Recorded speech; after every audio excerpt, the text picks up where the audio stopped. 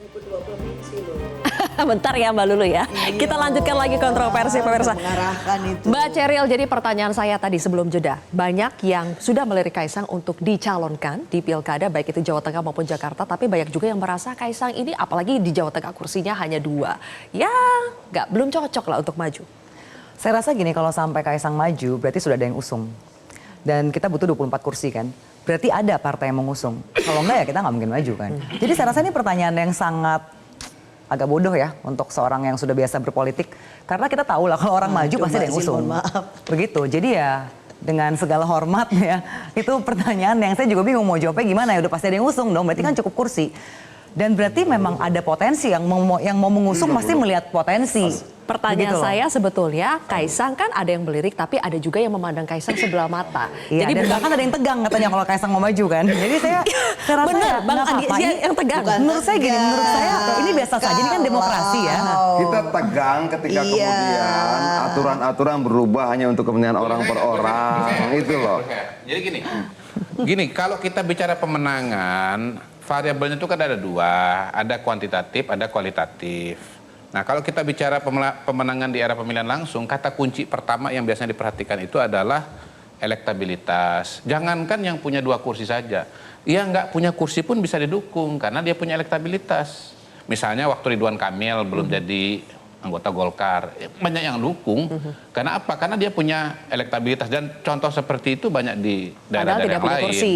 Ya, bahkan sebetulnya alam pikiran yang menggunakan jumlah kursi sebagai indikator bagi calon gubernur dan wakil gubernur atau bahkan capres-cawapres itu sebetulnya salah. Misalnya pernah nih tahun 2009. Bagaimana dibilang salah aturan undang-undangnya? Sebentar. Ini saya belum selesai. Bukan, tadi belum selesai. Tadi juga belum selesai. Belum selesai. Saya tadi belum selesai, sudah lu potong. Saya tadi disuruh bicara, saya bicara, kamu potong. Moderatornya di sini. Moderatornya di sini. Nah, sekarang saya bilang, bagaimana mungkin tidak alat ukur undang-undang mengatur ada 20% yang kemudian boleh mencalonkan. Kalau tidak sampai 20% tidak bisa mencalonkan. Itu alat ukurnya undang-undang jelas gitu loh. Kenapa dibilang tidak boleh? Poinnya tidak perlu kursi. Kalau rubah lagi undang-undangnya. Jadi kalau menggunakan nggak bisa kursi partai sebagai indikator itu salah. Kursi bukan indikator. Itu adalah tanda-tanda kekalahan. Kursi bukan indikator Bang Adian. Sekarang giliran Anda bicara. Begini loh, sudah jelas undang-undang dan peraturan mengatur bahwa untuk bisa mencalonkan itu harus memiliki 20% kursi DPR atau 25% suara yang memiliki kursi di DPR. Itu artinya ada pengaruhnya jumlah kursi dan pengusungan itu.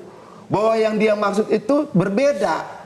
Orang mau ngasih, lu punya uang 10, lu mau ngasih sama yang punya uang 2, itu urusan lain. Tapi bahwa undang-undang mengatur demikian. Baik. Kalau kamu tidak puas, rubah lagi undang-undangnya. Kamu kan sudah biasa merubah undang-undang. Bang Adian bicara syarat pencalonan ya. Kalau Bang Kodari bicara soal pemenangan itu tidak ditentukan oleh kursi. Pemenangan itu tidak semata-mata soal elektabilitas. Ini baru tanggapannya. Sebentar dong. Di dalamnya juga ada mesin partai, tapi di dalamnya juga ada program, ada gagasan dan sebagainya. Pasti. Gitu. Nah, sudah pasti. Sebentar dulu dong. Sudah pasti. Bagaimana mungkin kita bisa mempercayai elektabilitas orang bisa tinggi ketika gagasannya belum didengar orang? Ketika idenya kita tidak tahu. Lalu dari mana elektabilitas itu? Tapi sudahlah, ada metodologi survei, kita percayai saja. Begitu loh. Tapi sekali lagi saya ingin tekankan bahwa bagaimanapun juga kami PDI Perjuangan akan menghargai pilihan rakyat yang mempercayai kami 33 kursi di Jawa Tengah. Baik.